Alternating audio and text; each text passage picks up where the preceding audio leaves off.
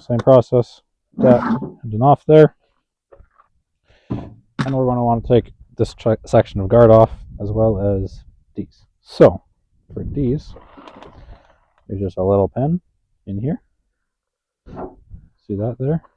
Use your Stihl tool, pull it out, pull it off, and that's what we're wanting. The rototiller attachment, the one with the bigger dish out of the two. And you insert and it'll line up eventually. Actually, never mind, that's got to come off. Then you put it on and it slips all the way in. And the other one, they made up together. So you have your spacing, and then you can put your pin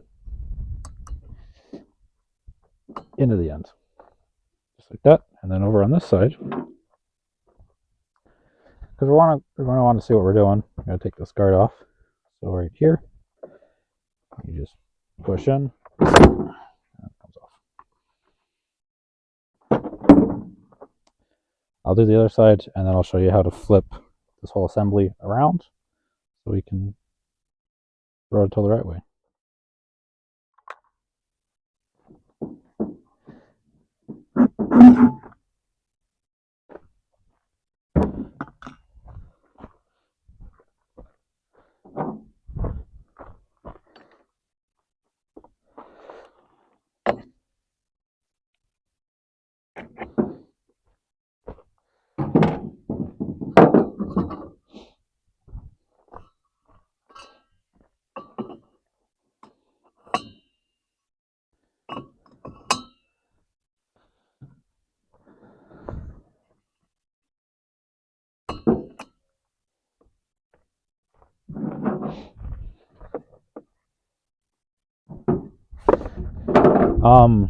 So in order to flip this around for the rototiller, currently these are going to be spinning this way, which works, but it's also going to dig and push against you when you want the rototiller to dig and go forward.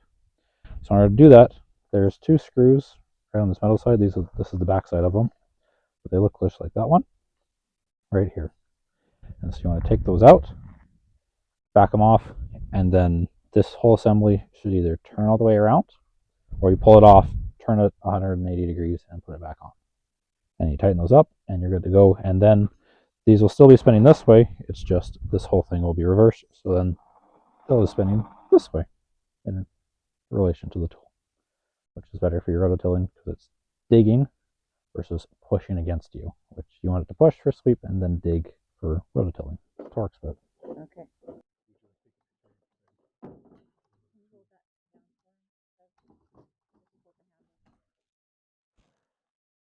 Here's Putting care of it as plastic. Well, isn't that just handy dandy? Look at it, just twist like that.